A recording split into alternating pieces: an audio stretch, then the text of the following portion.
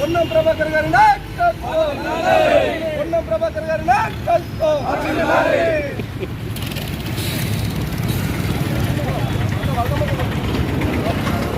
రైతులకు ఈరోజు 2 లక్షల రుణమాఫీ ఒకే దఫాలో చేయడానికి నిర్ణయం తీసుకోవడం జరిగింది.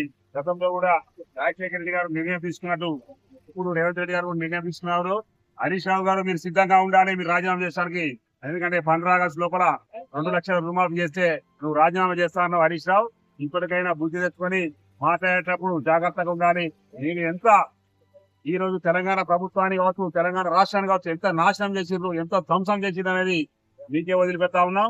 రాబోయే కాలంలో కాంగ్రెస్ పార్టీ ఏదైతే 6 గ్యారెంటీ చెప్పిందో అందులో దాదాపు 4 గ్యారెంటీలు గతంలో చేయడం జరిగింది. ఇప్పుడు 5వ గ్యారెంటీ కూడా రైతులకు 2 లక్షల రుణమాఫీ రాహుల్ గాంధీ గారు రైతు రచ్చబండ కార్యక్రమం వరంగల్లో తీసుకున్న నిర్ణయాన్ని ఈరోజు రేవంత్ రెడ్డి గారు అమలు చేయడానికి ముందడుగు వేసిందని కూడా ఈ సందర్భంగా తెలియజేస్తా ఉన్నాను.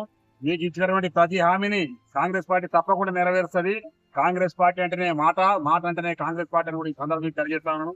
ఇప్పటికైనా బీఆర్ఎస్ నాయకులు కావచ్చు, బీజేపీ నాయకులు కావచ్చు నోరు దగ్గర పెట్టుకొని ఉండాల్సిందిగా సందర్భంగా విజ్ఞప్తి చేస్తా ఉన్నాం. జై కాంగ్రెస్, జై హింద్. కోమటిరెడ్డి పద్మాకర్ రెడ్డి, జిల్లా కాంగ్రెస్ వర్కింగ్ ప్రెసిడెంట్, కరీంనగర్.